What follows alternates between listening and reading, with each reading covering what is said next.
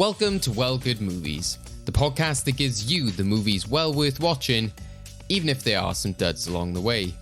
Combining questions, trivia, and games, every episode we're challenged to watch a piece of film history to decide whether it deserves to be remembered for all time in our movie vault.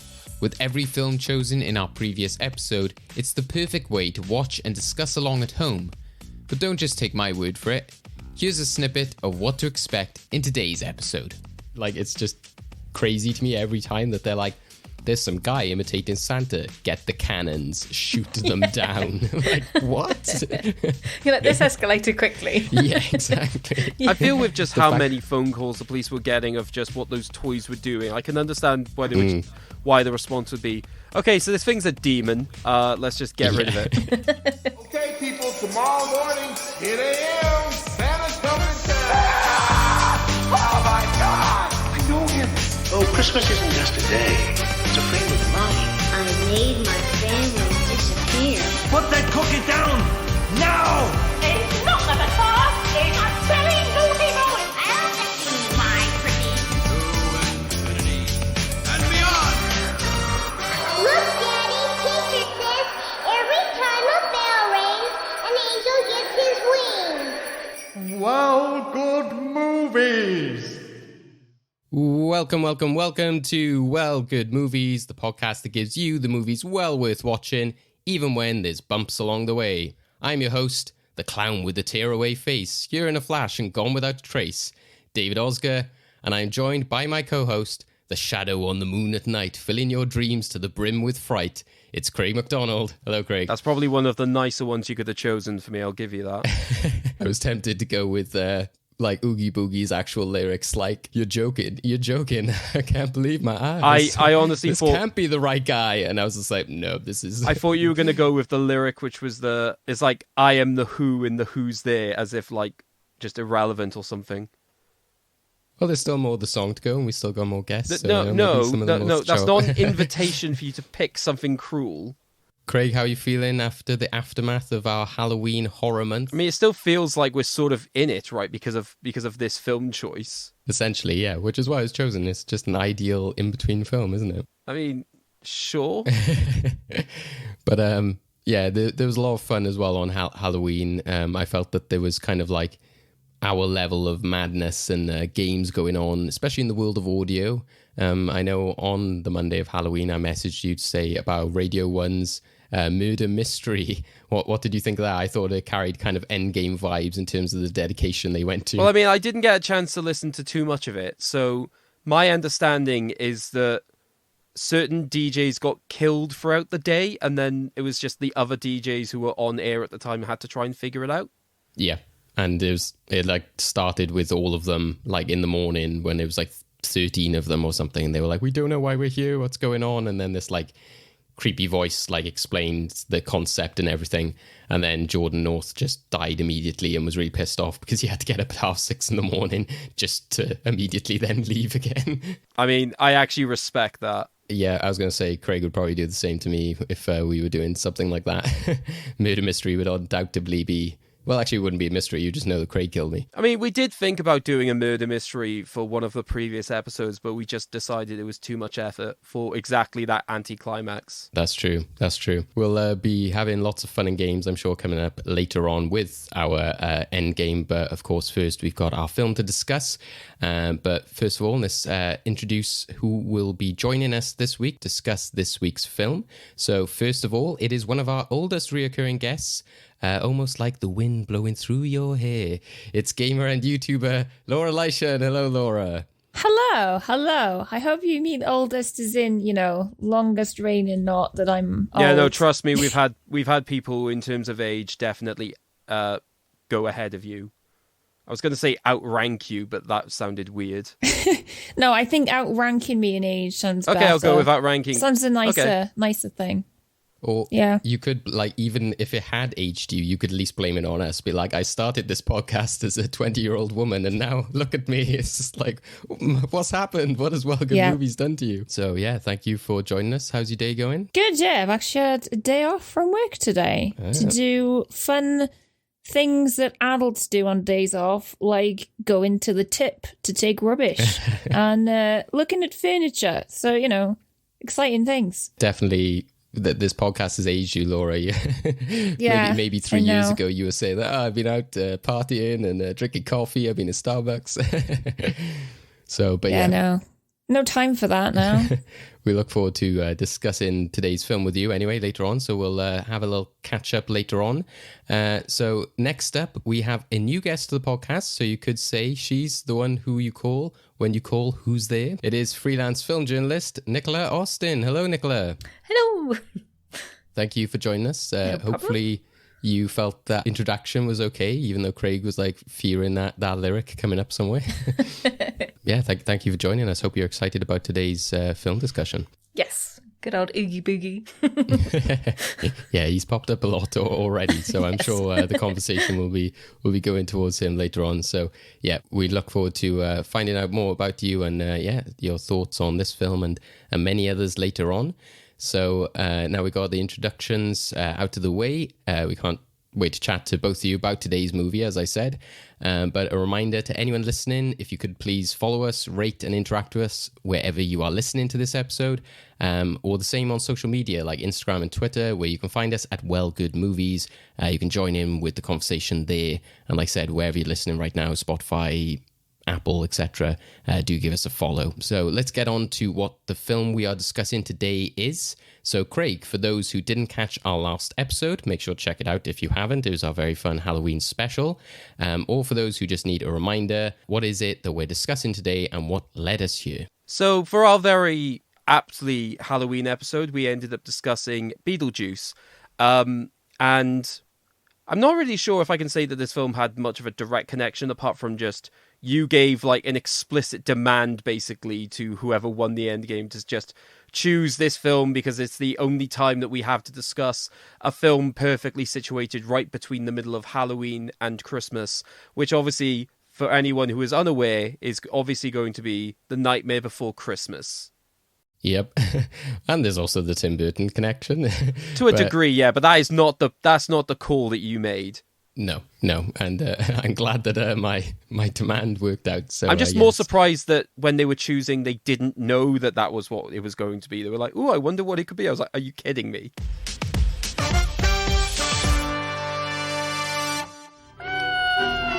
What kind of noise is that for a baby to make? Perhaps it can be improved? No problem. I knew it! Doctor, thank you for coming. We need some of these. Their construction should be exceedingly simple, I think. How horrible our Christmas will be. No! How jolly! Oh, how jolly our Christmas will be. What are you doing here? Jack sent for us. Specifically. By name. Lock. Shock. Barrel. Jack! It's Boogie's boys! Ah, Halloween's finest trick-or-treaters. Yep. So today's film is Nightmare Before Christmas from 1993. It is directed by Henry Selick, and it is written and adapted from an original poem that Tim Burton created. The film focuses on Jack Skellington, king of Halloween Town, who discovers Christmas Town, but his attempts to bring Christmas to his home causes a lot of confusion and chaos. As I mentioned there, Tim Burton is credited as a writer for coming up with the story and characters. Also credited are Michael McDowell and Caroline Thompson, who is responsible for the animation screenplay. This film has quite a big cast and a lot of famous faces. You have the singing and voice talents of Danny Elfman for Jack Skellington, and then playing his kind of speaking voice is Chris Sarandon. You also have Catherine O'Hara as Sally, and then alongside them are William Hickey. You have Glenn Shadix, who's the mayor, who was in Beetlejuice as well. So see, there was another connection, Craig. Again, you didn't say that. And then you got Paul Rubens, another kind of Tim Burton alumni who is known for Pee-wee, who voices Locke. You got Ken Page as Oogie Boogie, who we were bigging up at the beginning. You got Ed Ivory as Santa, and then a whole other host of various voice actors who play the many inhabitants of Halloween Town. One of my favorite credited characters and actresses is Carmen Twilly, who voices Undersea Gal, which is just like the most opposite thing you could think to like the Little Mermaid. They're like, Undersea Gal, why not? So, yep. As mentioned, this was directed by Henry Selick, out in 1993. It's a stop-motion animated film. It comes from Walt Disney. This idea was created by Tim Burton when he worked at Disney, not something that we discussed in our last episode when we were talking about Beetlejuice, but a lot of his way into Hollywood was actually his start in animation, because he worked at the Walt Disney Animation Studios. He came up with this idea there, and crazily enough, they actually run with it. So it's always weird when you see, Disneyland and some of their franchises that you've got all this kind of like fairy tale stuff and happy stuff, and then there's Nightmare Before Christmas there on the side, which is actually why I had my Disney mug here, just to kind of showcase the contrast of, yes, this company owns this property, which is always a fun sort of addition to this. But yeah, it always fills the theme parks. I'm sure Disney is very happy to have this in their kind of catalog, because it just means that they're all set for Halloween when it comes to like the theme parks and Disney Plus and all of that kind of stuff. And yeah, it's had a huge cultural impact ever since its release. It was a big release for stop motion animation. The director, we said, Henry Selick, who's went on to do many other similar projects. And yeah, as we'll be talking about, it's just infiltrated many other types of mediums and merchandise. There's a big following behind this film. So yeah, we can't wait to deep dive into Nightmare Before Christmas later on. But let's go back to our guests now, and we'll talk a bit about their memories of Nightmare Before Christmas and maybe some of their early thoughts. But first of all, let's just get to know or catch up with them first. So Nicola, obviously you're first up, as it's your first time on Well Good Movies. So yeah, just let us know what is it that you do in terms of your freelance writing. What are some of the favorite types of genres and films you like to sort of talk about or write about? Yeah. So I'm digital marketing and design by day, but at night, freelance writer. I've written for like Empire, Radio Times, Digital Spy, those kinds of publications. Favorite films. I don't know how long you want to go through this for. There's a lot of them, but primarily like Lord of the Rings, Inception, Booksmart, Totoro, Spider-Man, Spider-Verse, that kind of thing, as well as Labyrinth and other quite in the animated films as well. But primarily genre is probably sci-fi, fantasy, horror, action, that kind of bag, really. Yeah, good variety there as well. Yes. I'm always glad to see Totoro pop in there as well. That's a film that always, especially lately, seems to keep popping up, because I always talk about it as quite a nice, especially the soundtrack is a very therapeutic type film, which is what a lot of Ghibli films are. But I think our previous guest, Shelley, was talking about them for the same reason as well. So yeah, it's always nice to get their inclusion there, and with such a variety like Lord of the Rings, etc. Yeah, a little bit, yeah. I'm gutted though that the play is sold out and I missed tickets. Oh yeah, because where is it? Is it actually like at the Globe or something? Is it or Barbican, I think? Oh, okay. Yeah. That's whenever I've seen pictures and stuff of that, it seems to be very inventive and creative with it's the Jim kind Henson Company, I think, who've done all the puppets. Yeah, and which is, like I said, is another good shout with Labyrinth as well. Yes. I'm always a fan of puppetry and using it outside of just the Muppets, etc. So I guess Nightmare Before Christmas is well suited in that sense. It combines those kind of puppets in some sense with stop motion and animation. Definitely. So were you happy to have this announced as the film you'd be talking about on today's episode? I was, yeah. I don't know if we'll talk about it a bit later, but I was a bit of a late one to this film, I'm going to be honest. But yeah, very excited. I'm glad I'm not the only one in that regard. Okay. And you're actually seeing the concert, you said, pretty soon as well, isn't it? Yes. The live concert. Yeah, at Wembley with Danny Elfman and Phoebe Bridgers, I believe, is voicing one of them. So yes, that'd be interesting. Wow, that's cool. Yeah, I've seen the videos of when they've done it before, when they've had like Catherine O'Hara and Ken Page and stuff, and yeah, it's just so fun, and it lends itself to a concert so much, because I guess that there's so much theatrics in the kind of songs, and the story itself is led by the music so much. So yeah, very, very jealous. Got to go to that. So yeah, we'll get to your thoughts fully about Nightmare Before Christmas as we go on. Now over to Laura, which is more of a catch-up, because like I said, you've joined us on the podcast before. You've also joined us talking about Christmas films before, and I guess that was the last time you joined us, was again Tim Burton talking about Edward Scissorhands, and we talked about Gremlins as well when we were talking about kind of darker Christmas films. So it's a bit of a theme running there, Laura. But yeah, how have you been? How is the sort of Twitch, YouTube, streaming stuff going? Yeah, it's going really, really well. I'm actually very jealous of Nicola going to that concert. I didn't even know it was a thing. She's like, what is the thing? I think if I went though, I think I'd cry like through the entire thing. I don't think I should go. I think it'd be a bad luck for me. But yeah, YouTube and Twitch are going really, really well. I seem to have had a lot of success with the game Valheim the last 6 to 8 months or so, which is a Viking survival RPG. Found a lovely community of people all playing the game, and yeah, it's really, really nice. It's finding a lot of like-minded people who like all the same nerdy stuff you do. It's really nice, really good. Yeah, that's I guess, yeah, the gaming community is very built on that kind of, you know, idea of like collaboration and coming together and having similar interests, similar games, etc. is something that we were talking about before recording with Nicola. You were saying about Dungeons and Dragons, which is coming up soon, and you're talking to Lauren Barth about that. So I guess those kind of worlds are starting to overlap a bit as they kind of semi-successfully adapt some of these games, etc. Not sure yet if they've really successfully done it or if they ever will. But yeah, there's definitely that similar element, I guess, with kind of like fandom as well, of people who are like, you know, into these types of films or love, you know, certain directors, etc. Then there's always that kind of like similar ground in which you're like, oh, you like that, so you know that you get along already, kind of thing. Similar to like how when you're younger and people are like, what bands are you into, that kind of thing.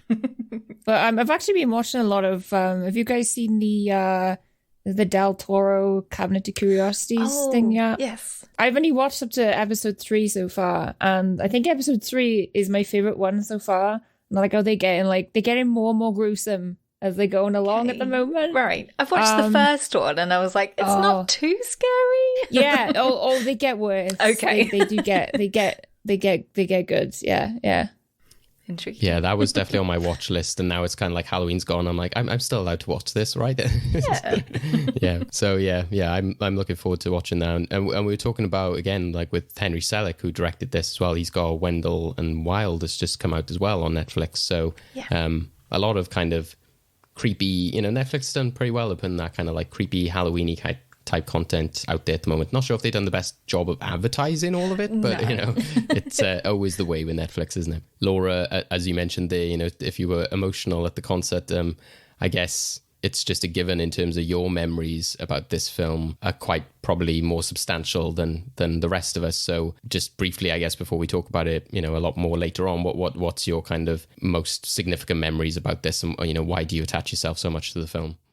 I think it's just that I remember watching it around Christmas time when I was a kid, and I think it was one of those films where, like, you know, when you're a kid and you can sort of like remember scenes of a film, but you don't know what the film is, but it made such an impact on you that whenever you saw it again, you'd be like, oh, that's that film that I remember, blah, blah, blah, blah. And I'd be like, you know, 5 or something. And that was one of the films that always sort of like stuck in my mind as watching, but never really knowing what it was. I think the part where he sort of like, when he gets shot down, he sort of just like lying over the book on the angel in the graveyard, that bit there just always stuck in my head when I was a kid. And that's the bit that, like, yeah, really always sticks with me for some reason. But I did get a little bit upset watching it earlier on, because I watched it for the first time probably in like 10 years earlier on, and it was like singing all the words, and yeah, it was nice to watch it again. Yeah, surprised now these kind of like nostalgia trips can, really trigger those memories or emotions in you. And I think definitely as you get older, like I was saying to one of our previous guests, Jake, the other day, I was watching something which I've seen like a dozen times. And I'm like, why am I getting so emotional about this? I've seen this like a bunch of times, but it was just that I was seeing it through a different context because of like other stuff that we've seen since.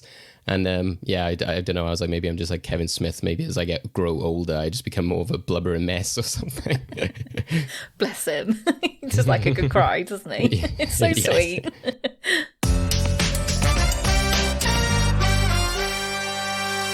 And let's talk firstly about that kind of cultural significance and its impact.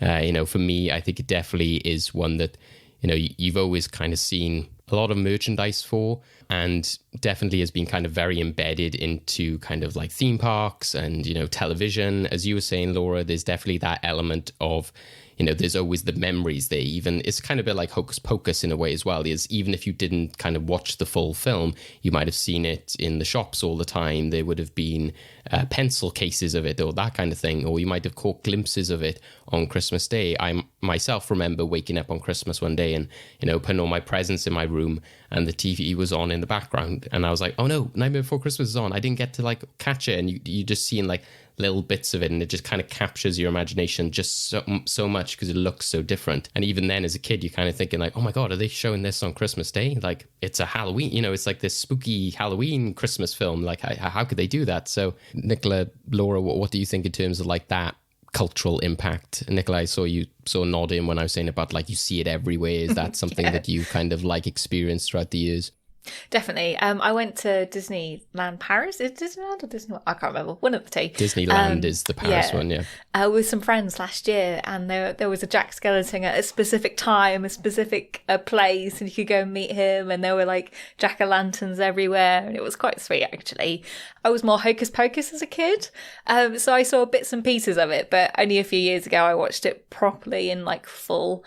But when I was growing up, I was big into music, so obviously Blink-182 talked about Jack and Sally, and it was they did the re-released album, if I remember rightly, with like Evanescence and Rise Against. So yeah, there was quite a bit in popular culture and music, I'd say. And then obviously Vans did a range of shoes and stuff. So yeah. Yeah, that's true. Actually, I forgot about the re-released album because there was so many like different versions and covers of the song, which have like, and sometimes you can hear those versions like if somebody's like adding it to their Instagram story or something like that, which is always like strange to hear.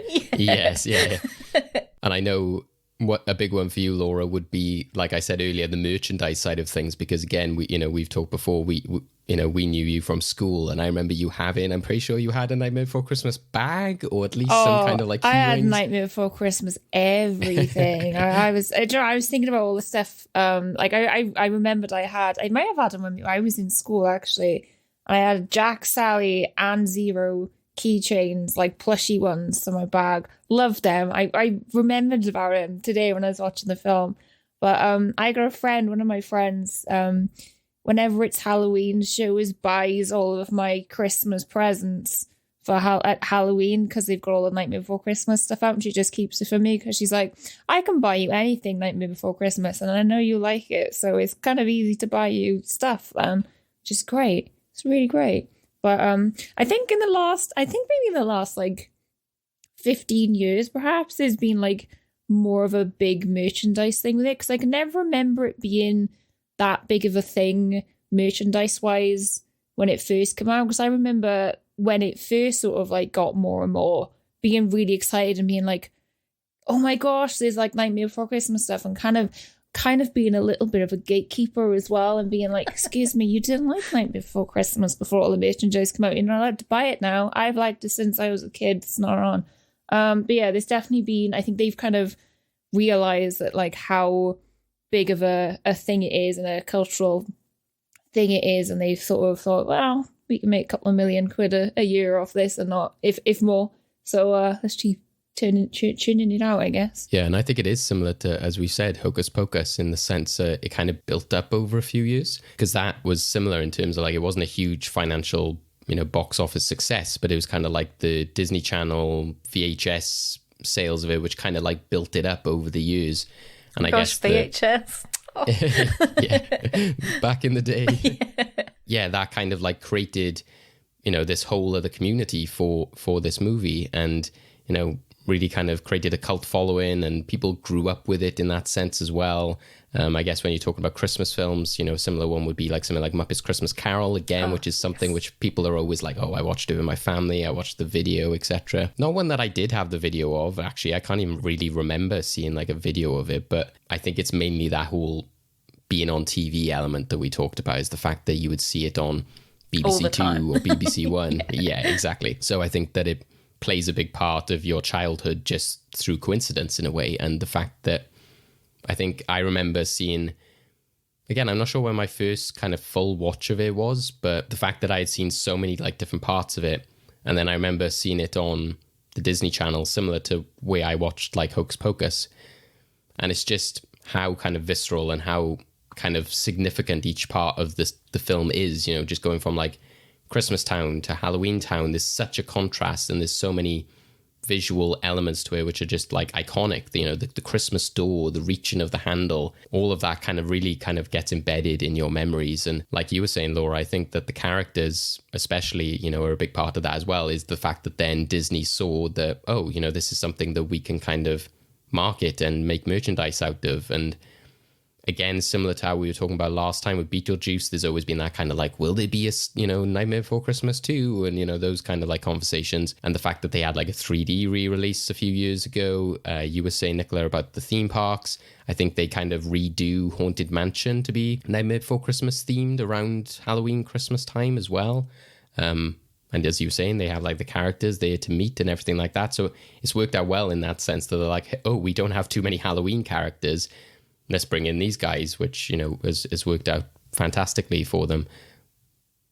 What else? Is there any other ones that sort of stand out to you guys in terms of like the characters, as you were saying, like Laura, with like plushies, and yeah, I guess it became a big thing with like Hot Topic and shoes and all that kind of stuff.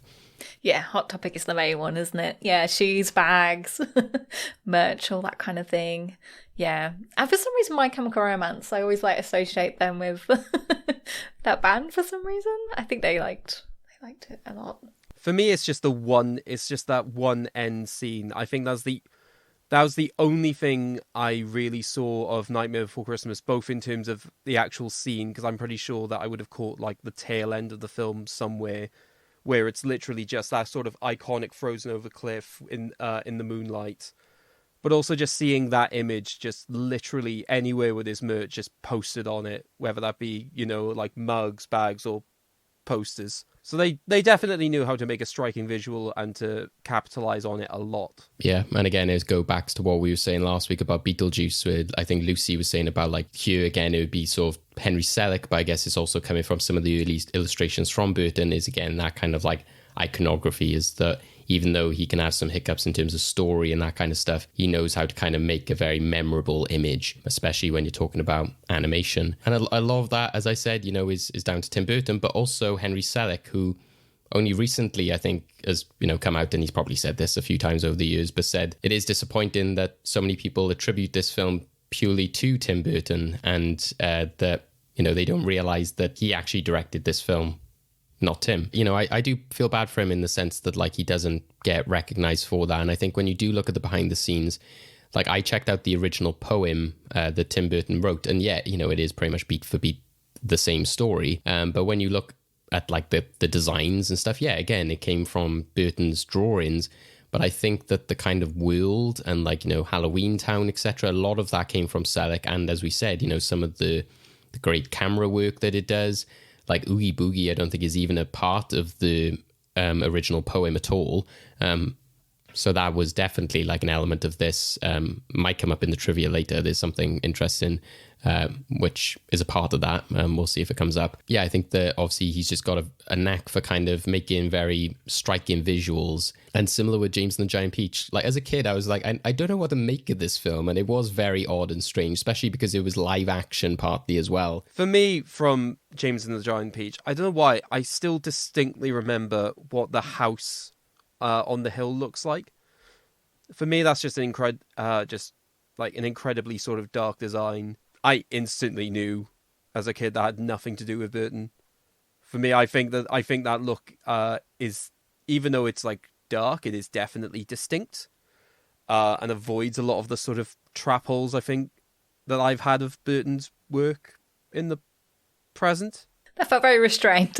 It's just because I've done the rant so many times. I think even last episode, I think there was an element of it, so I'm not going to get into it again.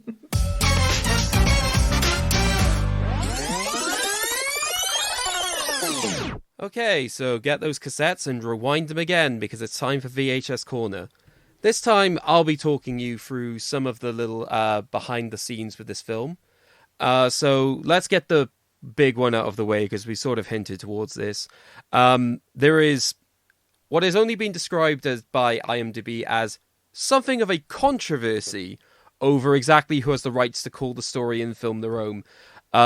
Henry Selick, obviously, is the director and spent more time on the set and production than Tim Burton.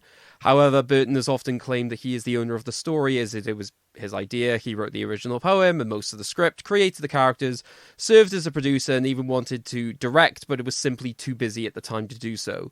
Pop culture has long accepted the film as Burton's because of the title, Tim Burton's Nightmare Before Christmas.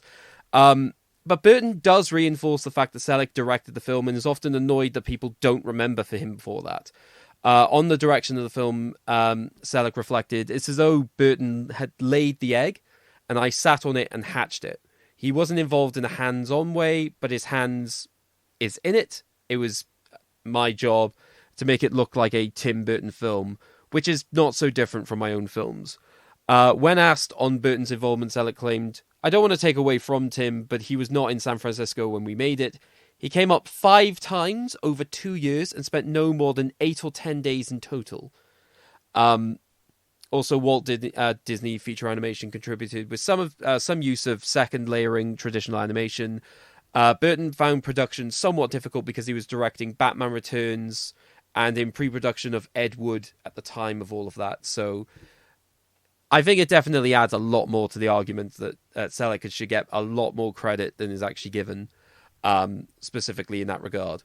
Coming a little bit on to Danny Elfman, I think actually, ironically, Danny Elfman has more of an imprint on the actual film of Tim Burton's Nightmare Before Christmas than Tim Burton does, for a couple of reasons. One, in the scenes with the street band, especially inside the town hall, there is a small man inside the base that is based on Danny Elfman himself. The reason that the speaking role for Jack Skellington was cast to Chris Sarandon was because his speaking voice matched the singing voice of Danny Elfman himself. So there are many ways in which Elfman's music definitely shapes the film. The irony, however, is that Danny Elfman found writing Nightmare's 10 songs as, and I quote, "one of the easiest jobs I've ever had. I had a lot in common with Jack Skellington." Coming on now to the stop motion, because this is always an interesting aspect for the film for many people. It took a group of around 100 people 3 years to complete the movie. For 1 second of film, up to 12 stop motion moves had to be made. And it's also stated in the making of book that the most difficult shot in the film to actually film itself is the shot where Jack is reaching for the doorknob to Christmas Land. Viewers can see the perfect surround reflection of the forest around Jack in the background. So I think it's fair to say some excellent animation work going on there that definitely deserve credit. It was mentioned about the idea of would we get a Nightmare Before Christmas 2? Well, I can safely say it was considered in 2001. They were going to produce a sequel, but instead of using stop motion, they were going to use computer animation. Tim Burton convinced Disney to drop the idea, as he was always very protective of Nightmare to not do sequels of things of that kind, because it would just be a case of Jack visits Thanksgiving World or other kinds of things like that. But Tim Burton felt that the movie had a purity to it and people liked it to stay that way. So I think, given the fact that Disney is obviously a massive sequel machine, I think it's actually an impressive thing that he was actually able to get them to agree to. And finally, a little bit about Oogie Boogie. I don't think this is what David was wanting me to talk about, so sorry for that, David. Way to set me up for failure. But specifically about who Oogie Boogie was originally intended to be in the film at all. So the original idea for Oogie Boogie was it was going to be Finkelstein in disguise. Reportedly, Tim Burton was so infuriated by this idea that he literally kicked a hole into the wall. I think that's the most impact I will give Tim Burton for anything. And those are the facts for VHS Corner this time. That is what I was thinking. Oh, is it? It was actually that's that. What I okay. stopped myself. Yeah. So, yeah, I deserve credit for once. I stopped myself. I didn't ruin the trivia. No, the way you said it, I no idea if it was going to be something else I just didn't pick up on. Okay, good. So I actually got what you wanted. But yeah, no, if you see that deleted storyboard sequence, like, I don't condone Tim Burton kicking a wall, but it didn't work. You were just like, this... I do. It's funny. Well, okay, but yeah, in terms of, like, I see why they got rid of that element, because yeah, it just didn't work as a part of the film, especially because they like tried to tie it in the sense that he was like, I wanted to get back at Sally for not being interested in me and wanting to be my wife, and she's more interested in you, Jack. And it's just like, and then he's just like, but I'm going to go off and make my own wife. And then he just like goes away and you're like, oh, okay. So the villain of the film doesn't even meet his end. So what does everyone else think about some of the facts that are brought up there? Obviously elements that we, had already alluded to in terms of the direction, Danny Elfman's voice, the painstaking animation that was done. I actually read an interview he did recently, Salik, and he was saying, I think it was 3 weeks beforehand, before the film came out, they actually decided to change it to Tim Burton's Nightmare and put that beforehand. And you think, oh, it's a bit disrespectful, really, isn't it? I was thinking that because as we were talking about it, I was like, I can't always remember it as Tim Burton's Nightmare Before Christmas. I remember like when it started to come out again through like DVD and stuff, but when I was young, I can't remember it saying that like all the time. I guess for the sake of TV guides and stuff, then it would just be inconvenient to have that like in the description or the name on the TV guide, etc. So you're not going to see it there. But yeah, I can't always remember it being Tim Burton's Nightmare Before Christmas. But again, it might just be from the days of television and stuff where maybe it just didn't have room for it in the listings, etc. Yeah, I think he said basically, I mean, if it was going that way when he signed up, he'd be fine with it. But he even said, if they even said like Danny Elfman had more of a sort of imprint on it, he'd be happier with that, to be honest. So I thought that was quite interesting.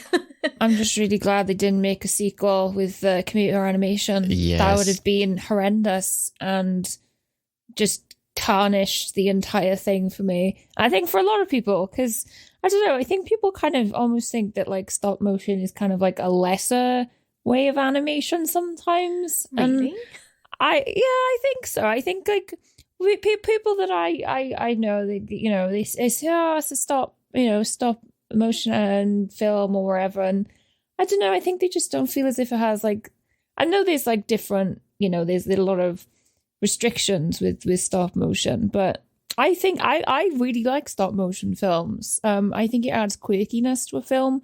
Like it's not perfect. Actually, when I was watching through it earlier on, there was one scene, I think it's when they were all going into the town hall to go and have the meeting once Jack comes back from Christmas Town for the first time. And the horn on the mayor's car, it actually moves. Obviously, somebody must have knocked it at some point and it moves. And I love that it shows that like, wow, there's people actually like moving these things around like little by little, and like that's magic. Like, how can you say that that's not something you want to replace with computer animation, Yeah. There's so much care has gone into it as well. Like, we're talking about Aardman in comparison, like with Wallace and Gromit, like all the little fingerprints you can see sometimes. And you just think that's just so, for me, it's a bit more creative, and you can tell how many hours have been poured into this for stop motion. Yeah, it comes across as a kind of craft, isn't it? And especially because you're telling essentially like a modern fairy tale, then it comes across as that. I think one thing I really loved when Henry Selick was talking about the look that they went for was that they wanted like a pop-up book feel.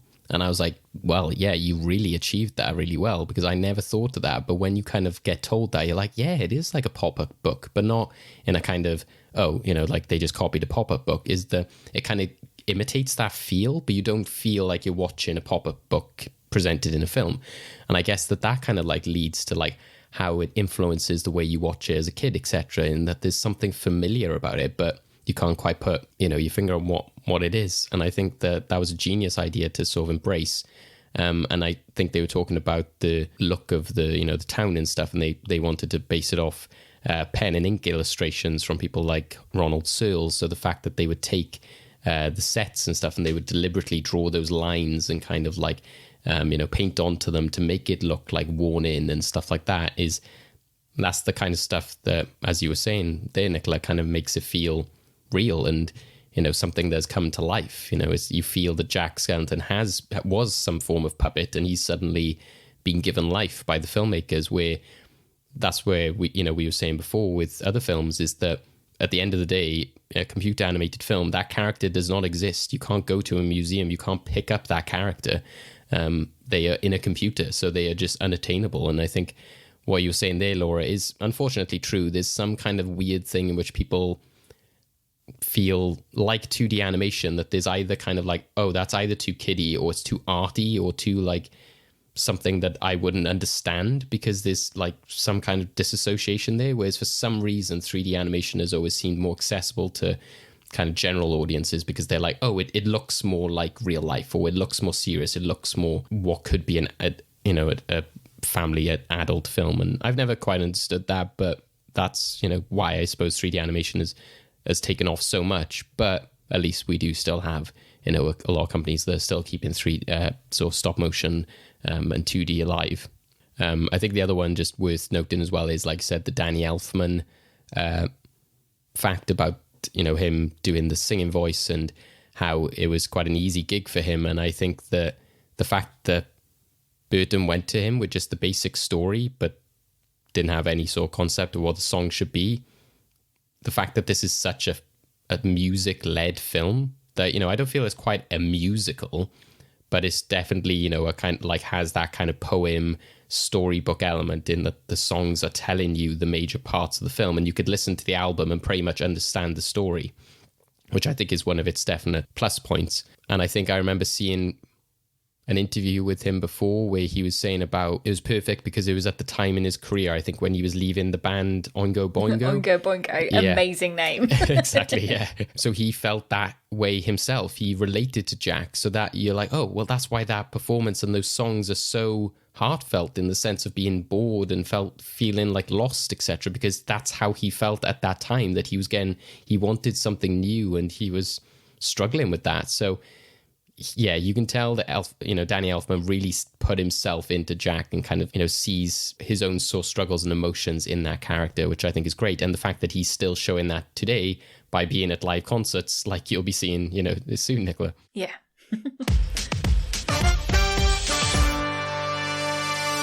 You don't look like yourself, Jack. Not at all. Isn't that wonderful? It couldn't be more wonderful. But you're the Pumpkin King. Not anymore. And I feel so much better now. Jack, I know you think something's missing, but... Ow. Sorry. You're right. Something is missing. But what? I've got the beard, the coat, the boots, the belt. Jack! This time we bagged him. This time we really did. He sure is big, Jack. And heavy. Let me out! Sandy Claus. In person. What a pleasure to meet you. What? Why, you have hands. You don't have claws at all. Where am I? Surprised, aren't you? I knew you would be. You don't need to have another worry about Christmas this year. What? Consider this a vacation, Sandy. A reward. It's your turn to take it easy. But there must be some mistake. See that he's comfortable. Craig, at the beginning, I said that we talk about films that are well worth watching despite bumps along the way. So what would you say for Nightmare Before Christmas? Is this well worth watching or a bump? I definitely think this is a well worth watching film. I'm going to caveat that with, I think there are elements of this film which are slightly overrated, but I still think it is like a worthwhile film. Okay, fair enough. Yeah, I think, well, obviously I've talked about like my memories and stuff like that. I'm a big fan of this film. I absolutely love it. I think that it played a big part of my childhood, but when I revisited it as well, I think that its simplicity, its music has really stuck with me. I think that, some of the problems and stuff that it's touching on, and just the very concept itself as well of like another holiday trying to imitate another one is not something that we've ever seen before, and not something that can really be done again, as Tim Burton said, like what is interesting about Thanksgiving, or etc. So I think that this really does come across as like a new style fairy tale, and I think that this the length of the film and the way that it's told really lends itself to that. And I think that there's so many positives of it that they definitely outweigh the negatives for me. Laura, is it just a given, obviously, in terms of your feelings, but have things changed, like you said, from rewatching it? I think I definitely got strong good feelings about it because of nostalgia reasons, and I think just like this sort of like, I really love the visuals of it, and I've always liked sort of like spooky things that aren't like too scary. I'm not a massive fan of like really like frightening things, but things that are a little bit different from the norm. I really like that kind of stuff. It's definitely made a big impact on me. I mean, you can buy me anything black and white stripy clothes wise and I'll wear it.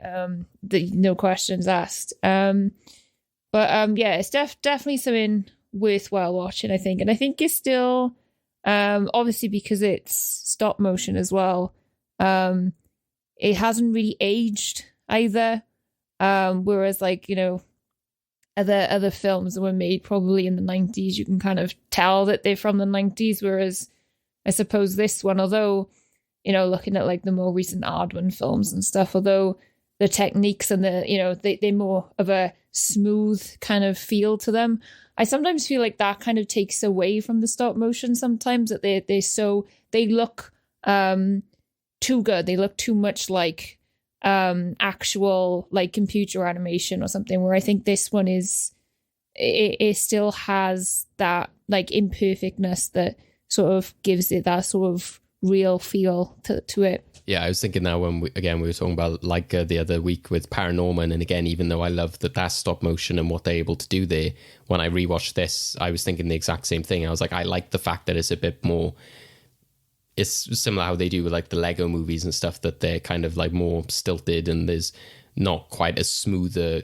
frame rate in a way. And the fact that some of the characters like Dr. Finkelstein, the fact that he's just got this weird kind of like lip thing that just sort of flaps around, and he's got like weird teeth, and you can kind of see almost the creases in the plasticine or whatever you want to call it as he talks. I think that, all of that lends itself to that kind of like handcrafted look.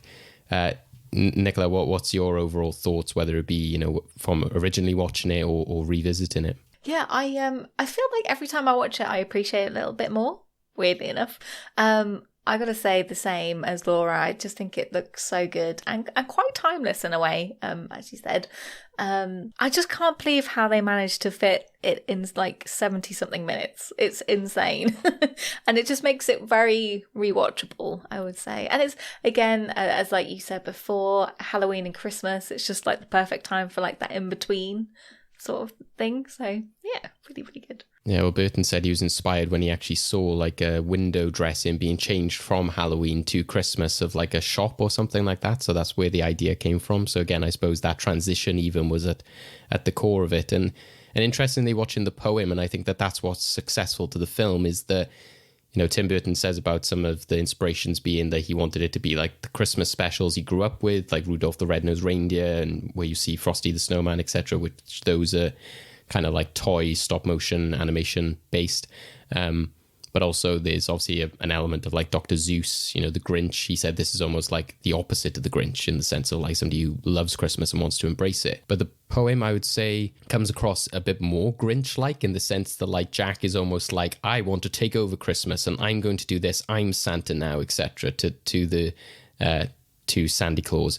And I don't know whether that's just because Christopher Lee was narrating reading the poem in the sort of Blu-ray version they have of it, but I think it's just even in the words itself that he comes across as a lot more pompous, whereas I like in the film that he's just quite naive, that he just thinks he's doing the right thing. He's like, hey, have a break, and he's just so focused on wanting to like make this a success, and he's so excited by something misguided, isn't he, Bethan? Yeah, exactly. And that's what makes he's a fanfic writer. Like you said, Laura, as well, that image when he's blasted out of the sky, you know, that's where, you know, that kind of like gets me almost emotional. Is just the fact that he's like, oh, they're hitting us on purpose. So then when he like is falling out of the sky and he's still like saying, you know, to all a good night, I'm like, oh, that's so tragic. He's just trying his best. Yeah, he still wants to like see it out, you know, that he still wants to do the job. And, you know, I think that's, just, you know, a tragic moment. But I think that's what works so well about the film version of the character and, you know, what he's trying to do. Because, you know, one of my favorite elements, especially at the beginning, is when he's like trying to work out what is Christmas, and he's like doing all the experiments, and he's there like crumbling a bauble into like liquid, and it's just like, interesting reaction, but what does it mean? And it's just that idea of somebody trying to like deconstruct Christmas as well. I think that, you know, we often talk about, you know, is this a good Christmas film? Is it an ideal Halloween one? But I think that's why it is such a good Christmas film, is because it's similar to when you have like other mediums and other characters, is when you restrain yourself from what works, it kind of almost makes that element stronger, is the fact that you don't get too much Christmas in the film, that when you do have Christmas, you're like, oh, look how warm and cozy, and, you know, you understand what Christmas is every time you see it in the film. But that contrasted with Halloween, the fact that you're being shown it through a Halloween lens, it just makes it different and kind of like, you know, enjoyable in the sense that you can see it through new eyes, through Jack's eyes, and that idea of trying to be like, you know, what does it mean? You know, it's, you know, the audience is then almost watching it going like, it doesn't mean anything. Christmas is Christmas. It's all about, you know, festivity and, you know, enjoying yourself. There's not like a core principle idea to it. And I think that's what is fun about the film, is, and it works so well as you were saying, Nicola, as a 70-minute film, is that, you know, it starts off with the Halloween song and then it ends with the kind of, you know, the snow falling in Halloween Town, so that there's some kind of embracing of the two worlds. I like all the formula he's scribbling down as well. Yeah. One of my favorites is like the villagers. Like I love so many moments with those, like the vampires when they're trying to find Jack and one of them's like, I looked behind the Cyclops' eye and he wasn't there, and all this. It's just, it's great dialogue. I think that's where it doesn't work for me sometimes, is when you get the weird lines, like when Dr. Finkelstein is just like, what's he say about like, oh, you know, that's what killed the cat. And Jack is just like, yes, I heard that. And you're like, okay. Oh, that's it. I think he said curiosity killed the cat, you know. And then Jack's just like, yes, I have heard that. And then that's it. And I was like, it just stops. Yeah. Is there like, cool story, bro. Yeah. Is there no joke there? Is there no pun? I thought Jack was going to say, yes, I killed the cat or something like that. But yeah, there's sometimes some weird dialogue moments like that. But yeah, I think the villagers really have some fun moments. And as of course we said earlier, Oogie Boogie, I don't know, something about the way when like Sally's like leg comes through and like he's so angered by the fact that like she fooled him. It's just, just and the way he's holding it, just it makes like, me laugh. Ooh. And you're like, yeah, he's a real creep. You had to have some kind of defeat of a villain, especially one who has tortured Santa Claus. I think that's what's so bold and ambitious about this film, is that, you know, that entire sequence, you know, is the fact that there's all the like neon colors and, you know, the ultraviolet. And the fact that, you know, a Disney film is there, like, yes, we will have a sequence in which a character tortures Santa. You know, it's bold. Pretty much unheard of, right? Yeah.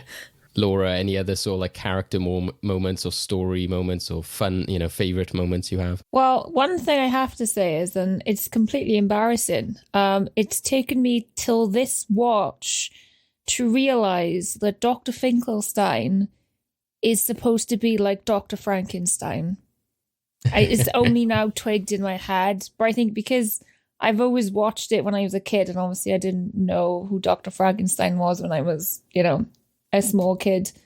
I've always like sort of thought of him as like a separate entity from Frankenstein, I guess. It's only now I think, I think because I've been I watched a film a couple of weeks ago. What was it called? It was about Frankenstein. I can't remember. You might know what it is. And he's in like a league with he's trying to work with like the gargoyles of the Notre Dame cathedral. It's it's watchable. I wouldn't watch it again. I can't think of what it was, but yeah, I think because I watched that recently, I sort of Frankenstein, is that it? That's the one. Yes. Oh, I remember that. Yes. Yeah, it got better towards the end, but yeah, I wasn't overblown with that one. But yeah, I think what some of my favorite characters from Nightmare Before Christmas has got to be Lock, Shock, and Barrel.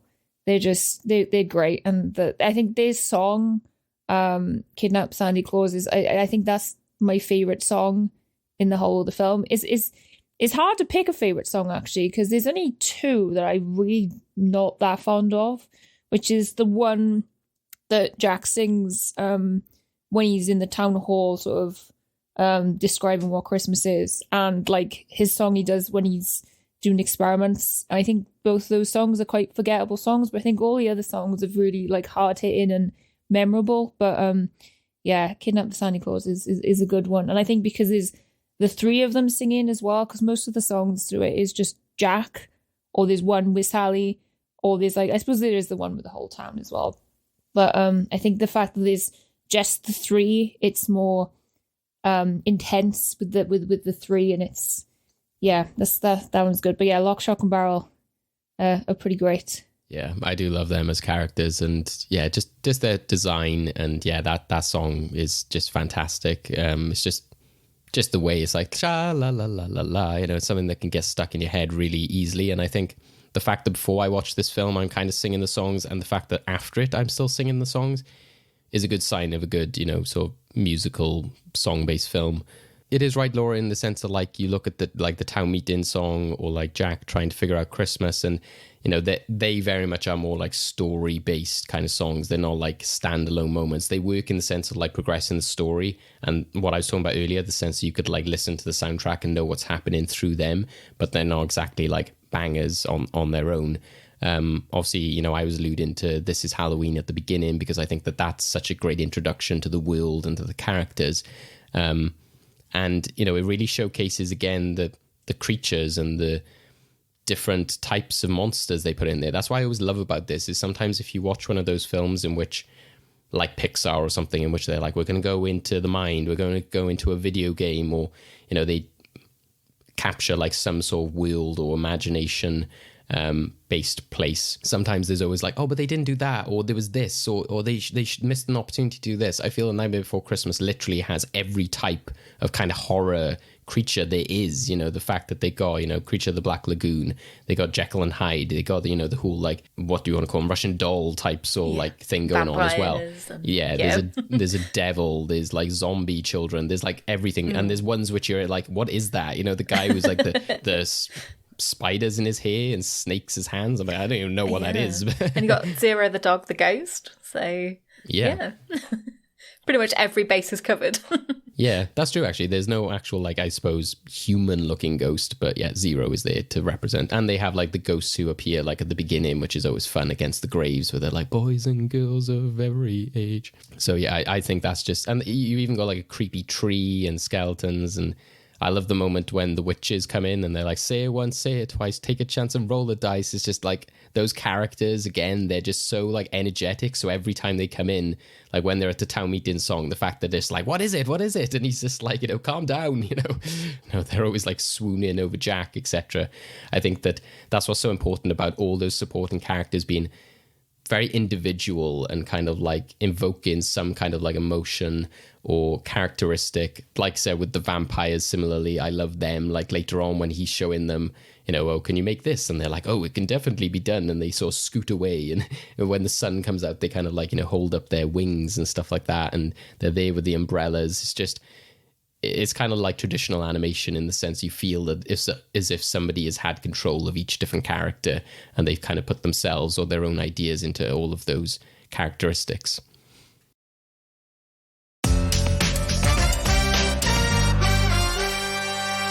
So with a lot of tune, so a lot of songs, where people sing isn't actually following the melody in the background. It's usually like a counter melody, which is why it sort of works quite well. Yeah, every single song in this film, it literally has they're singing directly to the melody in the background. And the moment I noticed that, I was just like, oh, it sticks out to me a little bit, because like it's definitely you could see where Danny Elfman was, very used to writing like very impactful sort of soundtracks, but there wasn't like a clear way of getting them from like to like songs with lyrics, because it was literally just, here are the tunes, I'm now going to put lyrics to that tune directly, and just a little bit sort of sticks out to me. I don't know why I find it so irritating, but ever since I noticed it, as much as I love a lot of the tunes, and I think for some of it works, I think This Is Halloween is sort of gets away with it a lot, because a lot of that is meant to sort of be disjointed sort of singing, right, and just like sort of like the chanting of like, this is Halloween. But for like more melodic songs, I just noticed it, and like it's just so distracting to me now. I guess like that's why it works for me in some instances. Like maybe that's why it doesn't work in the sense of like the ones Laura was mentioning with, you know, the town meeting song, in the sense is, you know, like this is a thing, you know, so it is, like you said, it's going exactly with the rhythm of the song, so it kind of like blends in. Yeah, because the one instance I can definitely remember from like one of those songs is the one character going, I am a genius.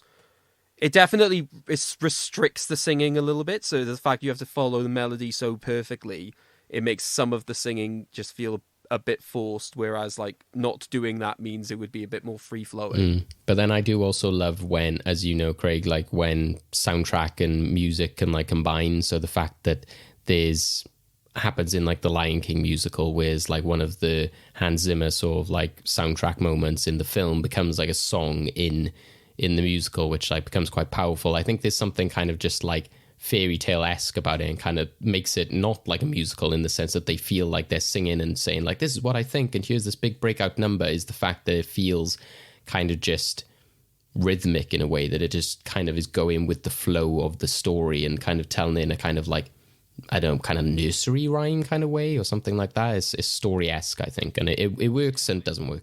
Yeah, I think this is where I probably needed to have seen the film as a kid, because for me, that's where I just thought it was a bit too simplistic. But I do love, and as well, like Jack's laments, or like the end song. Yeah, the reason that will work the best is because it's literally Danny Elfman singing it, so he has more control over what the melody is meant to look like in the first place. For other characters, it's forced. Yeah. But it's a great moment for, like you said, coming across his evolution of a character, like, you know, I am the Pumpkin King, and realizing what he's done and the mistakes that he's made. I think that, you know, it's just a great sort of song to convey what has happened, and without that song, obviously, like I said, you wouldn't have that conclusion of the film. Laura, any other final sort of like moments or visuals that stand out to you? I think like character-wise, I think it's really cool that, like, obviously, you know, a skeleton is a skeleton. Like, you know, they all look the same if you're a human skeleton kind of thing. But I think Jack is such an iconic character, and I think it's the way he's designed. You know, he's so tall and slim. Like, there's, you know, I think he's probably like, I know, you know, that sort of I know Henry Selick and Burton kind of do sort of very slim and like gaunt characters anyway, but I think to have something that's so like run of the mill be something that is such an iconic character, I think is pretty cool. Yeah, I love when he jumps in the chimney when he like first gets to the first house, and he kind of leaps up and, you know, like just sort of slenderly sort of he's almost like a spider in in some ways, especially like when he's when he's in Oogie Boogie's lair and he's trying to avoid the swords from the cards, and he's sort of like ducking around, and yeah, he's very very nimble. And surely, you know, we've said about torturing Santa at Oogie Boogie's lair, but surely we have to talk about just that entire end sequence of, you know, Halloween, Christmas, whatever, you know, the nightmare before Christmas. You know, I think that as a kid, again, you know, it is quite frightening. And even when you watch it now, there's something quite like sort of heart-wrenching about it, in the sense you're like, oh, you know, they're trying, but like this is really terrifying. And just some of the visuals, like said, that kid which opens the box and it's like a head, and you're like, my god, like it is so grim and dark. And something I never noticed before, but you know, like when then Santa's going back and, you know, fixing everything, so he takes away all the creepy toys and replaces them, when like that kid gets given a puppy, his parents like bodies are still like in the background just on the floor. I was like, oh my god, are they okay? Wow, that is quite dark. Yeah. But that's what you got to like respect about just, again, that I think that end sequence is just quite terrifying. Just, yeah, that like creepy doll thing and the duck thing, that used to scare me as a kid. Like the actual, like the way it chases after them and the fact all the kids are crying.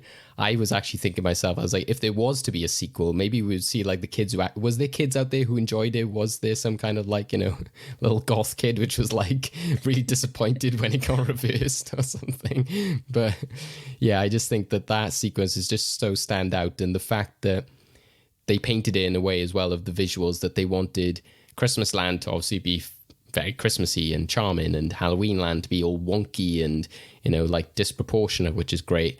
But the human world, they wanted it all to be very kind of like everything looked the same and all square and kind of organized, and every house kind of looked almost the same. I think that works really well to the story and the visual storytelling of it, especially because you can't see any of the parents' faces or the adult faces. It kind of gives it this kind of like toy town feel. But I also just kind of respect, and then just, it probably would happen, and I like, it's just crazy to me every time that they're like, there's some guy imitating Santa, get the cannons, shoot them down. Like, what? You're like, this escalated quickly. Yeah, exactly. I feel with just how many phone calls the police were getting of just what those toys were doing, I can understand why the response would be, okay, so this thing's a demon. Yeah. Let's just get rid of it. Yeah. But he's trying his best. Yeah. I will say, you could definitely tell they never saw his face, because for what is meant to be a frightening face, every time he smiles, I do think of it just, you know, sometimes you just get those pictures of just, say, like a duck smiling with like the beak open. I always get that impression of that's what Jack looks like, just really happy. I was like, aw, he's a lad. I like him. So we'll wrap up there then, our thoughts. We've talked all about story, songs, characters, visuals. We now go on to our final part of our film discussion, which is asking, should Nightmare Before Christmas gain the honour of a place in our movie vault and be remembered for all time? So even though we talked about production elements, you know, remember, this is our vault of films, you know, that we recommend as great examples of film history which can work, you know, self-contained. So, you know, despite technical achievements or outside factors, you know, do you think Nightmare Before Christmas on its own as a film deserves to go into our movie vault? Nicola, your first time here, so I, you know, don't know if you want to go first in terms of like how this works, but what do you think in terms of that general question? I think it does, to be honest. I mean, just what impact it's had culturally alone, I think deserves to sort of go in there. But then the artistry and the craft and what it symbolises and for stop motion itself, I think it deserves it. And obviously the score and the soundtrack. Yeah, I would say yes. Yeah. Laura, what do you think? No. I didn't like it, did you? No, 2 out of 10. No, I think, that friend that always buys you Nightmare Before Christmas stuff's like at home, like, what have I done? No, I My think life is a lie. I think it's for nostalgic reasons again. You know, I've always liked it since I was a kid, grown up watching it, and yeah, I just love anything that's a little bit spooky and macabre and all that anyway. So yeah, just put it in. Yeah, I think, like you said, Nicola, I think there's always something that I enjoy about it every time I watch it. I love its simplicity, its visuals. I think, you know, on its own, you know, it's such a great sort of fairy tale and story, and is boosted by so much like the music and the singing and the characters, that it's just a great example of a kind of seasonal film, whichever kind of season you want to put it in. Craig? Yep. Just agree. So, yep. Into the movie vault then goes Nightmare Before Christmas from 1993. Let us know, do you agree with our decision? What else would you like to see go in the movie vault in the future? Let us know on socials. We're in the Endgame now. Okay, Endgame time. And we're going back to sort of one of our classic games with a little bit of a twist.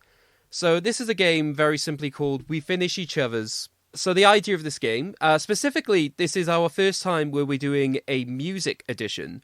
Because I think obviously the songs, despite what I said about them, like in terms of like the melody, the lyrics I think are incredibly striking. So what this game involves us doing is specifically, I'm going to give you, from any of the various songs throughout the film, I'm going to give you the first lyric, and I want you quick fire to come in with what is the next lyric after it. So what basically follows it. So long as it's got pretty much what I've got written down, I can give you the point. I don't want you to cheat and just be like, here's a word from the lyric. I'm not going to allow that. I want you to give some semblance of what is actually in the lyric itself. In the instance, I'm going to disclaimer this. In the instance, I might give you a lyric which is like, this is Halloween, this is Halloween. It will be from the first time it appears in the song. So I'm not going to try and trick you out and be like, it's one of the later like instances of this is Halloween. It will always be the first time that lyric is heard in the song. So everyone clear on the rules? Okay. So before we go into the actual game itself, as always, this is going to be our opportunity to find out what it is our guests will be playing for. So we have a selection of 4 different films. If every single one of us is presenting a film for this episode. So now we're just going to have a little teaser for what those films are. So we'll start with David. Tell us a little bit about the film that you would like discussed next episode. So my film is 3 years before Nightmare Before Christmas, from 1990. It is, again, seasonal in the way that it's not actually itself kind of like Halloween or Christmas timed, but it is a sequel to a Christmas timed movie, and I think that it kind of replicates a lot of the elements that work about Nightmare Before Christmas in terms of embracing kind of stop motion animation, puppetry, and also has a lot of fun and kooky crazy elements, and is an interesting sequel to be sure. So we've got David's sequel from 1990. So now we'll hear Laura. Tell us a little bit about your film suggestion. Okay, well, I can't tell you too much because I think you might guess, but it's a film from 2009. It's still billed as a kids film, but it's quite disturbing in some places. So we've got a disturbing kids film from 2009. Nicola. I kind of think it might be the same film because mine was also from 2009. Again, a kids' film, and I'm not going to say too much, but I'm going to say Sewing. Mm-hmm. Okay, so we've got potentially a different kids' horror film from 2009. So when I said we have a selection of 4 films today, that was instantly a lie. Yeah. Or is it actually going to be 2? Because my film is from 2017. So again, I wanted to focus specifically on the fact that we are coming up to Christmas. And usually I'm sort of a bit of a Grinchish character, and I want to sort of, avoid Christmas until December. That recently got changed because I only saw the film that I would like to suggest for the next episode a couple of days ago, and it's had such a profound impact on me, specifically because I think it brings a modern-esque Christmassy vibe with horror elements. Really blended it in to the point of, again, sort of genre clashing, very much like what this film has done. But also with a British charm. So there's a lot of familiar faces that sort of make me happy and then very, very sad and emotional when things happen to them.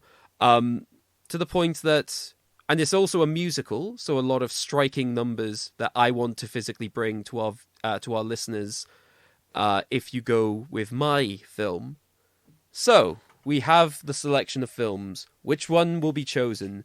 As always, the winning guest will be able to choose any of those films. Although, I have a feeling I might know what is chosen, given the fact that our guests potentially have brought the same film. So we will get used to that. Hopefully next episode. Well, we'll see. Anyway, what I'm going to do is I'm going to read out the lyric, and if you think you know the answer, I want you to basically buzz in. The way you're going to buzz in is, I just want you to give me your best sort of, like, boo or, like, ghostly sort of noise. So just to have an idea of what those noises might sound like, Laura, what sort of noise would you do? Woo! I practiced that for ages. So. Okay. I mean, yeah, fair.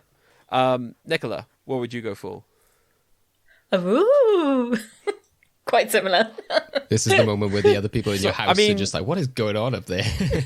Yeah. I mean, if it's My the same noise, we've got one which is like cut off halfway and the other one on like a wobble board, like, woo! Yeah. Okay, but the most important thing is I'm able to tell them apart. David, are you ready to score? Yes. Okay, so like I said, this is going to be relatively quick fire. This is the part of the episode where I do a little bit more of a preamble to get the buzzer ready. So, let's start now. I am the one hiding under your bed. Laura? Teeth round sharp with eyes glowing red. Yep. I have a feeling that the lyric website I was looking at potentially is wrong because it says ground sharp. But I think that's basically, I'm not going to penalise you for being one letter off. I probably am one letter off. Yeah. I mean, it would make enough. sense for them to be ground sharp as opposed to being round sharp, but yeah. Yeah. But anyway, so that's 1 point to Laura. Next up. Wait, I've got a better plan to catch this big red lobster man. I'm going to be terrible in this round. It's terrible that I said this was my favourite song. I can't remember the next line. Nope. Let's pop him in a boiling pot, and when he's done, we'll butter him up. That's what I was trying to do, the boiling pot. Oh. That's a mixing pot, David. Right. What's this? What's this? There's colour everywhere. What's this? Boo! Nicola. There's magic in the air? So close, but it's not quite the lyric. Oh. Do you know what the lyric is, Laura? There's white stuff everywhere. Oh. Again, I can't give it that. Oh. There's white things in the air. Oh. So you got the colour right, but it's not stuff. It's not everywhere. It's in the air. So neither is... So David slightly used this one earlier, but he didn't actually use the next line. I am the clown with the tearaway face. I can never understand what he says because he says it muffled. Yeah. Ooh. Laura. It's something like here in a flash and gone without a trace. Yeah, that's exactly what it is. Oh, okay, cool. Oh, well done. It's something like exactly it is. Next up. I bet perhaps he'll make his special brew. No. Nope. Of snake and spider stew. Oh, of course. And since I am dead, I can take off my head. Ooh. Laura?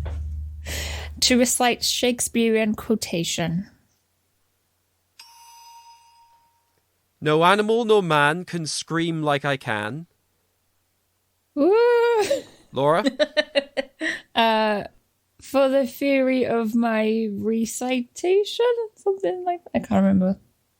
So it's one word out, so I'm going to give half a mark for that word. Okay. It's with the fury of my recitations. So at that point, we were basically just doing a duet, because I did take the lyrics from the exact same point of the song. What will become of my dear friend?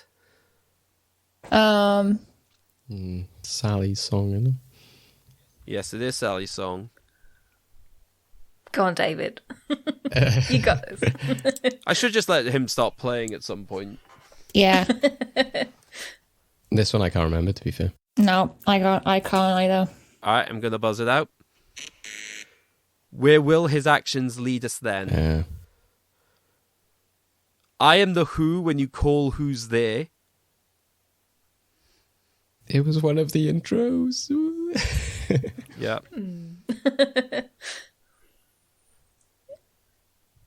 Do you know, Nicola? No. What was the line again? Sorry. I am the who when you call who's there. I am the wind blowing through your hair. Yep. Kidnap the Santa Claus, beat him with a stick. What rhymes with stick? I can remember the last bit. That would be I can't eligible remember for the first children. bit. Kidnap the Santa Claus, beat him with a stick. Something, something, something. And I remember the last bit. Do you know, Nicola? Nope. I think the last bit is see what makes him tick, but I can't remember the first part. I'll give you half a mark for that. It's lock him up for 90 years, see what makes him tick. I wanted to say, like, open him up and see what, but that would be a bit crazy. Oh. Pinata. Okay. What's this in here? They've got a little tree. Is it how queer and who would ever think? Yep, it is that. Oh. Although we are abandoning ghost noises, apparently. Oh, sorry. I'll do it It next just sounds time. like people are a fan of the question. Like, woo! Mr. Oogie Boogie says there's trouble close at hand. Woo! Laura? I can't remember. I think the last bit I think is so I'd get out of town, maybe. It's not that. No. Any ideas, Nicola? Nope. David?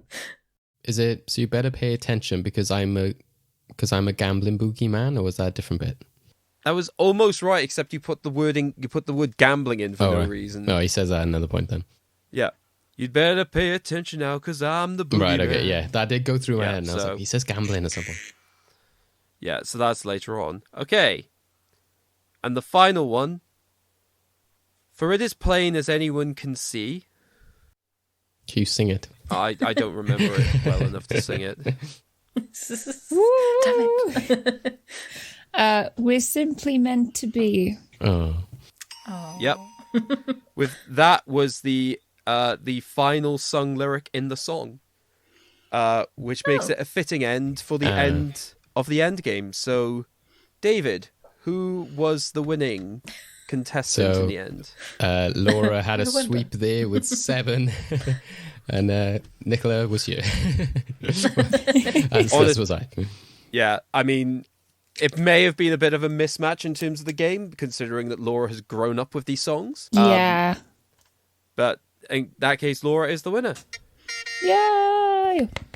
Congratulations, Laura. So, Thank you. You have now the choice of films before you. You can either go for David's sequel of a Christmas film from 1990. You can go for my Christmassy sort of horror musical from 2017. You have the dark children's film of Nicola's from 2009. And yours, potentially completely different children's horror film from 2009. So, which of the films would you like to discuss next episode? I think mine and Nicola's are definitely the same ones, so I'm not going to pick that. I'm interested to know what film has moved Craig. Oh. Are you actually going for mine? I am, yes. Okay, fantastic. So, like I said, this was relatively unknown to me until very recently. After a friend of mine made me watch a very, very interesting film on Amazon Prime called Killer Piñata. She then took to Twitter. That's not the film, I promise you. That's not the film. Basically took to Twitter and was looking for more suggestions. I was given the suggestion, so we watched it together. And yeah, I found it incredibly upbeat, funny, emotional, but does have a lot of British stars from the television scene, including one of my favourite TV actors of Mark Benton. This is a film that mainly got a lot of Scottish BAFTA nominations, but this is a film from 2017 called Anna and the Apocalypse. Ah. 'Twas the night before Christmas, and all through the house. Not a creature was stirring, not even a mouse. Young Anna was nestled, all snug in her bed, not knowing tomorrow she'd meet the undead. How would she survive what this season would bring? Well, that's simple. She'd stab, she'd slash, and she'd sing.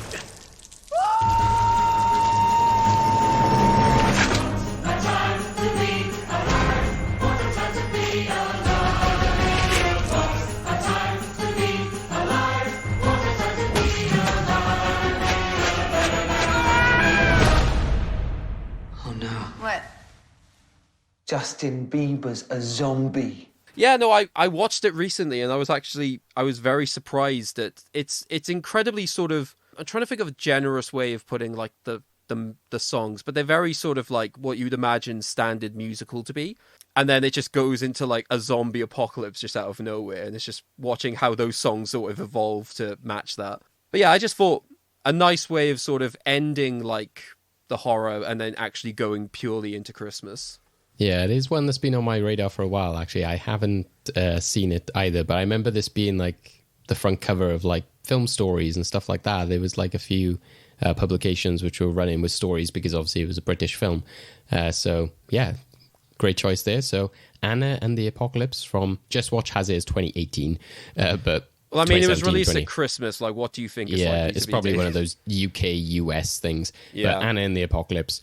And at the moment, if you want to join in then our watch and discussion of that film and be ready for next episode, you can catch it at the moment over on Amazon Prime as part of your subscription, or also, I believe, on Shudder as part of your subscription there, which is not one we've had, which is also a channel via Amazon. This is not a Amazon advertised podcast, but it just tends to be a lot on a bunch of their services apparently at the moment. But and I'll prove that right now. Fuck you, Bezos. But you can also rent it on places like Apple, Google, or I'm sure you can catch it on some form of physical media out there as well, hopefully. But yeah, Anna and the Apocalypse, check it out, ready for next episode. Cool. Right, well, thank you both for joining us in discussing The Nightmare Before Christmas. It's been a lot of fun. Please do let us know where can we catch you guys. Is there any projects or anything coming up that you want to give a shout for? Nicola, first off, where can we catch you? I'm on Twitter at Nicola_Aus, AUS.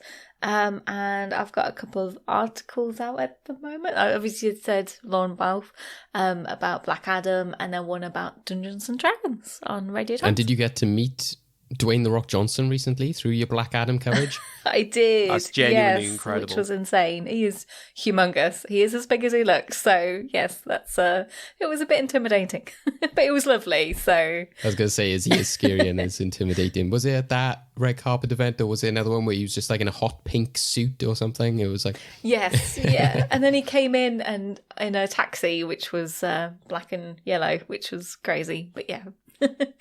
Awesome. Right, go check out those articles. And yeah, thank you for joining us. Hope you can join us again in the future. It's been lots of fun. And thank you. Laura, what about yourself? Where can the people catch you, and anything else you want to shout out or you got coming up? Find me on YouTube, Twitch, TikTok, Instagram, Twitter, all on the same handle, which is Laura Leyshon, which is LAWLALEYSHON. Awesome. Go check it out. Get ready for video game stuff as well, as we know the link there as well with Dungeons and Dragons. There's going to be some more video game or I don't know, board game, whatever you want to call it, adaptations. Oh, there's definitely video games, yeah. But yeah, maybe some Dungeons and Dragons stuff in the future. I do play a lot of Dungeons and Dragons as well, so maybe I'll film some sessions at some point. Awesome. Yeah, that'll be some good overlap, some good promotion for the film. Maybe they'll reach out to you and be like, can we sponsor your D&D games? But yeah, well done on the Endgame. Nicola, commiserations, but I've been there, don't worry, I've done the end games, and I'm glad somebody else is joining me, and they're like, I didn't do well in this one. But yeah, thank you both for joining us.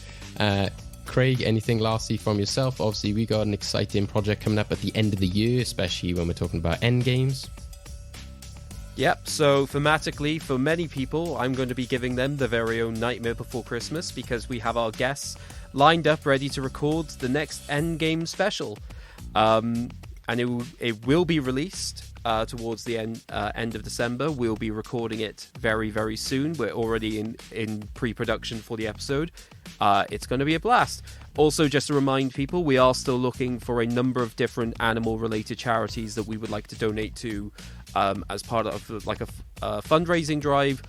We still haven't made an exact decision on which ones we would like to donate to yet.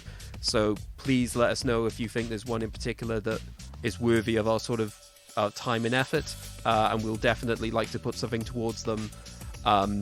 We just need to know who people think the best ones to donate to would be.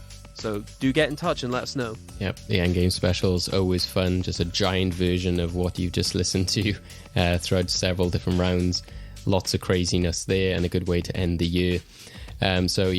Thank you everyone for listening and for joining. We've had a great time talking about The Nightmare Before Christmas, which has gone into our movie vault. And obviously next time then we'll be talking about Anna and the Apocalypse. So thank you once again to Laura and Nicola. And we'll catch you on the next one. Bye-bye. See ya. Bye. Bye.